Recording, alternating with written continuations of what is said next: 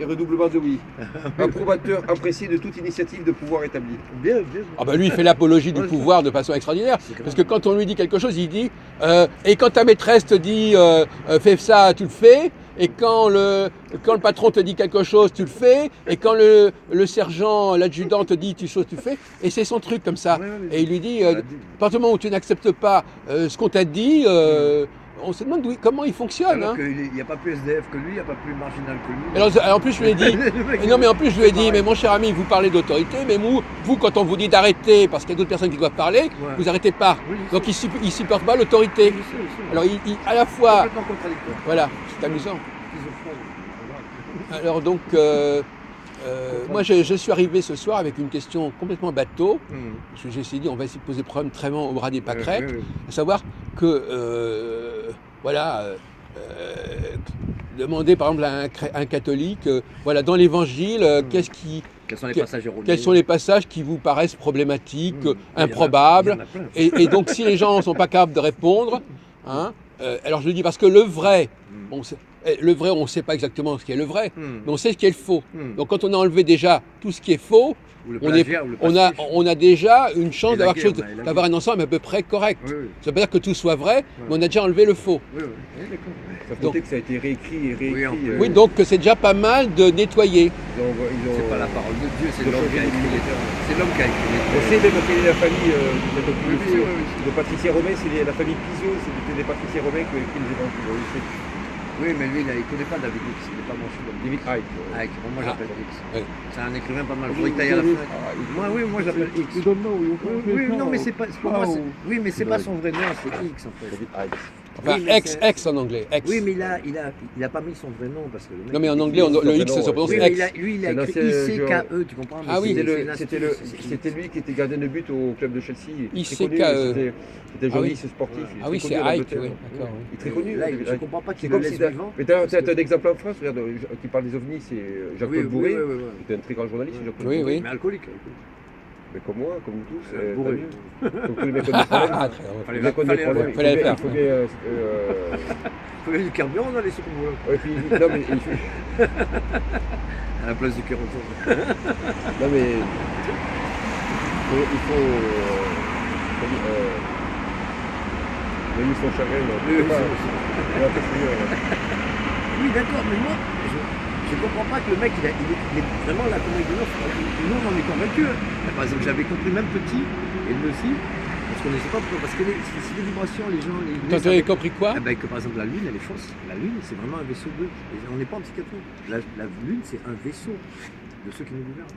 Des reptiliens. Mais par contre, il y a des conneries. Et les juifs, ils ne savent pas qu'en fait, ils sont influencés dans leur religion par les reptiliens.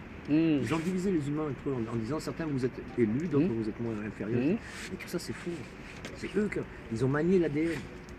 Oui. Il n'y a pas un Dieu gentil qui nous a créés, non, c'était une race supérieure à nous et ils nous ont créés. Oui, mais on est d'accord. Ils nous ont créés. C'est ce qu'on appelle la biotechnologie. Oui. Donc il y a des mythes chez les juifs qui se rappellent de ça, mais après ils ont cru un Dieu, machin. Oui. Il n'y a pas un Dieu gentil qui voudrait que plein de bébés palestiniens meurent. Moi j'ai rien contre les juifs, ils ont le droit d'exister avec une culture. Mais tu ne peux pas penser ton bonheur sur le malheur des autres. Tout à l'heure, l'autre jour, j'ai discuté avec des Africains là qu'on a rencontrés, et ils me disaient tout est nature. Il n'y a que la nature. Je me dis, et la technique, c'est la nature?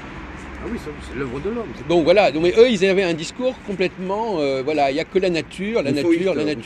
Voilà, la nature, je dis, voilà. Alors je dis, donc il niait que les hommes aient pu faire quoi que ce soit. Ils sont uniquement issus de la nature. Non, mais c'est marrant parce que la nature, c'est plutôt celui qui produit, qui est à la terre, tu vois. Alors que Rousseau, c'est le mec qui vit dans des châteaux, qui abandonne ses gosses. Il te parle de la nature, le mec. C'est le mec qui se balade, il y a les cierges. Il dit, l'ouvrier, il est très bien dans sa condition, il n'a pas besoin de connaître autre chose, il est très bien comme ça. Ça les arrange. Ils font passer ces mecs-là pour des progressistes. Non, mais chez les Africains, Rousseau, il a inspiré Pol Pot. C'est l'application de Rousseau, le retour à la nature. Hitler, c'était le retour à la nature, c'était un rousseauiste, Hitler, comme Robespierre d'ailleurs. Non, mais chez ce groupe d'Africains, ils étaient convaincus tous que avec la nature et que tout était lié à la nature. Donc c'est quand même une idéologie qui existe chez eux. Hein, mais aussi ici, en France aussi, t'as des mecs comme ça. Non. Si, t'en as. Il y a de tout, faut pas voir la race. Non, mais ils sont ce que j'appelle de l'anti-humanisme. Et ils n'acceptent pas que ceux qui sont sortis de... Il y a peut-être un dieu original, un Big Bang, mais après, comme tu dis, il y a d'autres créatures qui ont créé leur propre structure. Moi, je trouve que le bouddhisme, te le dit carrément, le Bouddha, il n'y a pas de début à l'univers, il a toujours existé. Oui. Et ça nous dépasse parce qu'on n'est que des humains, on sort du ventre de maman et on va mourir. C'est ce que disait saint Thomas d'Aquin. C'est sûr et certain. Ah bon, ah oui. Que l'univers avait toujours existé. Ça nous dépasse, on ne peut pas comprendre. Parce qu'on est que des humains. Mais, limité. On est limité dans notre cerveau. Si on voyait l'univers devant nous, ça veut rien dire. Quand on parle des chrétiens, il y a plusieurs factions. Voilà, bien sûr. Si on voyait Comme les l'univers juifs, ça veut rien dire. Ah bah oui, alors là, oui. Oui, on est d'accord. Mais tu vois, le malheur de l'homme, on se tue depuis. Et ce qui est amusant, c'est des gens, par exemple, Valentin il me dit, vous avez inventé des lois sur la Shoah. Il me lance ça à moi. Moi, je ne suis pas responsable des lois qu'on a inventées là-dessus. Mais il vous met dans la catégorie, voilà, il vous catalogue, voilà, il tombe sur un juif, alors vous êtes le juif, donc automatiquement, tout ce qu'ont fait les juifs... Par contre, s'il tombe sur des juifs qui ont le bâton, comme j'ai vu dans les associations, dans les conférences, tout ça et tout, c'est les premiers à fermer leur gueule et à se retourner contre toi quand tu ouvres ta gueule, tu vois, comme j'ai vu. Et là, tu as carrément la foule qui est contre toi. C'est des lâches, ces gens-là. C'est-à-dire qu'ils envoient un isolé, ils vont s'en prendre à lui, mais par contre, quand ils ont affaire à l'autorité, ils ferment leur gueule. Ah oui, c'est une façon d'accuser un juif de tout ce qu'on a fait de tout ce qu'on a dit sur les juifs, de tout ce qu'ils ont fait.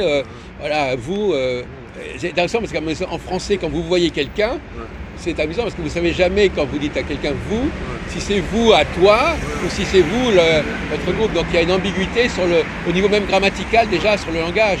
Il n'y a pas en anglais. C'est pour ça qu'il vaut mieux tutoyer les gens parce qu'au moins ils ne peuvent pas te dire, s'ils commencent à te dire vous, ça veut dire que c'est pas uniquement toi, c'est les autres aussi. Mais si vous voyez, ils peuvent tout de suite dire, ben voilà, ben...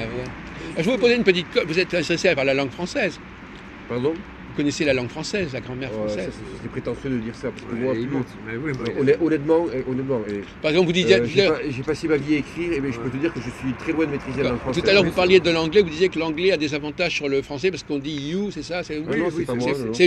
C'est lui. C'est un tu global, c'est un vous et un tu en même temps. Mais par exemple, l'anglais, si par exemple je dis, une fille, elle a sa voiture, c'est pas la même chose qu'un homme a sa voiture. Ah oui, c'est d'accord. Oui. C'est his car, her car. Alors qu'en français, c'est pareil. Mais en revanche, il y a des cas où, alors dans quel cas le pronom ne s'accorde pas avec le genre du nom? En français ou en anglais? En français. Je suis un peu fatigué, je suis de partie des choses. Donc par exemple, dans quel cas la règle de accorder le possessif avec le genre du nom, qui est d'ailleurs effectivement une absurdité. Voilà. Mon fils, pareil, non, parce que les féministes, ils disent ça. Les féministes, ils disent, puisque une voiture, ça a n'importe quel genre, ça veut dire qu'on peut intervertir les genres. Oui, parce qu'ils se servent de cet argument en disant, voilà, puisqu'il n'y a pas de raison pour qu'on dise plutôt une voiture qu'un voiture. Donc il n'y a pas de raison. Je ne sais pas si la voiture est garée au bois de Boulogne ou si elle est garée au bois de Vincennes. C'est quand même une voiture.